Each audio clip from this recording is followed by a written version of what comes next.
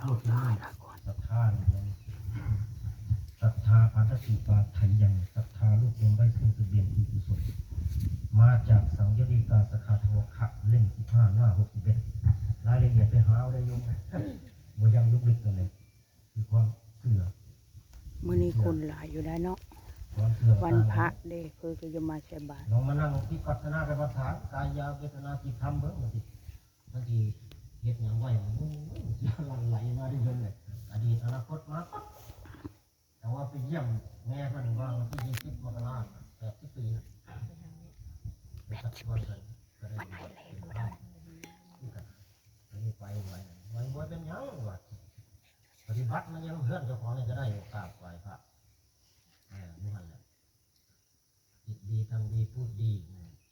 พิจารณาไปเรื่อยๆด้วยเป็นสัมมาทิฏฐิเป็นจินตนาการของผู้นั้นของจริงมันบอกครูบาอาจารย์เนาะครับนี่แหละของจริงนี่นะความยังโมตั้งภาวนาพุทโธได้40กรรมฐานประมาณนึงเดี๋ยวมั่วๆกันได้ภาวนาไปของเอาแบบภาวนาเอามาหนึ่งได้40ครูบาอาจารย์เป็นชำนาญการเป็นที่ได้รู้บุญยังไม่มีเลยมาดูในไทยอริยทรัพย์มีอย่างนี้ละ5มีอย่างนี้ทุกข์ในไทยในโลกพักบอกให้ฟังบอกให้กินจินตนาการเลยสุตะก็บอกวันไหนสุตะฟังง่ายจินตนาภาวนาเนี่ยภาวนาเรียกปัญญาเกิดปัญญาตัดกั้นไว้ฝึกสติเป็นบวกเกิดสมาธิสมาธิอินทรีย์ความเป็นใหญ่ตาของจมูกเป็นธาตุดินน้ำเป็นธาตุสัตว์ธาตุเท่าเทวทัตใครอยู่ป่าอยู่เป็นตลอดชีวิตเราใครทันเจก็ทันตลอดชีวิตเราว่ามันเป็นธรรมนะเราจากว่าธาตุยะหาปฏิยังในกระจายที่เป็นวัฏฏะธาตุให้ธาตุในลมดินน้ำลมไฟไว้เดี๋ยวนี้ไม่ได้แล้วมันไม่ได้พิจารณาจะท่านเพิ่นพิจารณาอยู่แล้วมันบริวารแล้วเรื่องว่าคอมเมนต์ยากันไฟแหลกเลยเจ้าเลยแบบนี้หนูได้ยินเสียงโยโซพระวาแล้วมันมาไปโทรอะไรห้างกับว่าเนี่ยแปลงความหมายอยู่น้ำพันเลยโยมเลยดูฟังอย่างนี้จังไปพอดีฉลาด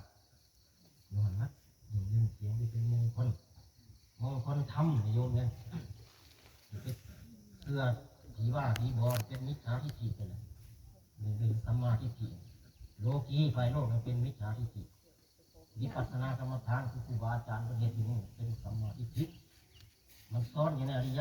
มรรคศีลสมาธิปัญญาอันนี้ว่าโยมคำว่าภาวนาพองหนอยุบหนอลึกสัมมาอรหังแล้วแต่เพิ่นสิบอกนี่คืออาจารย์เพิ่นสิบอกวิธีเป็นวิธีทำวิธีเป็นกุศโลบายเป็นกุศโลบายให้มาฝึกมาทำวัดกับเพิ่นกับมาที่โยมมาครับเอาตะไคร้เลยแม่เนี่ยมาภาวนาถ้าสมที่ละหน่อยเอาเนี่ยถ้าสมไว้มาภาวนามาแล้วที่ไปวันไหนมนต์พิธีมันก็ได้อานิสงส์กันได้ฟังธรรมก็ได้อานิสงส์เป็นวัดที่พึ่งหายังมีลำบากที่หลังว่องเป็นเวทีแรกของโยมแล้วก็ไม่อยากตื่นเต้นอะไรโยมตื่นเต้นก็ตามหรอกใจมันสูงตื่นเต้นหนอวันนี้โลดคือความดับความตนีโยมเราไม่ทานดับความตนีตรงนี้ครับความจิตดับได้กับพ่อแห้งอย่างนั้นนะมันลุกมันว่าในจิตในใจตัดเครื่องตัดกลางหามไปแต่ยังไงมันก็มีศรัทธาแต่มันเป็นทรัพย์แต่ว่าจิตใจมันศรัทธาเชื่อในสิ่งที่ไม่ควรจะเชื่อในกายแก้วหูกายแก้วเชื่อจริงเชื่อให้ศึกษาดูก่อนศึกษาหาความรู้ก่อนแล้วก็มาทดสอบดูเหมือนกับผ้าทดสอบแย่นั่นหมดตามทุกเรื่องเป็นกับผ้าเห็ดดูเอาเลย ของหมอยุบหมอปีละครั้งลงนะปีละเทื่อโอ้ยปกติมาพ่อกันห้อยจากทั้งที่งานติดตับมันน่าเกิดขึ้นเลยโยมพร้อมไปทางแดนด้วยเงินมาอย่าประมาทเหตุอ้อยอยู่น้ำหันน้ำสวนน้ำนะกับเขาอยู่หน้าไปได้ที่ไหนแต่ว่าเขาจะมีวงเล็บคือกันไม่อยู่วันเพื่อนก็ได้สั่นหลวงพ่อพระภิกษุสงฆ์องค์เรียนซึ่งกันและกันปฏิโยโรเจนี่เพิ่นบอกกันได้โยบอกกันได้พระท่านเป็นอย่างเพิ่นแสดงสัพพะอันนี้เพิ่นเฮ็ดเจ้าที่บอกบ่ถ้ามันไม่บอกได้ว่าคนที่บ่ได้เขียนป้ายกับร้านเซเว่นได้มันดีขาดมึงเฮ็ดว่าได้ได้บ่นี่คนมักขาดกิเลสบ่ผิดกฎหมายมาทีหลัง โอเคค่ะขอจบคลิปแค่นี้อย่าลืมกดไลค์กดแชร์กดติดตามกดกระดิ่งกดย้ายด้วยนะคะ ตามเหตุ ข ตา อ ม บ ผ คุ ล ณค่ะ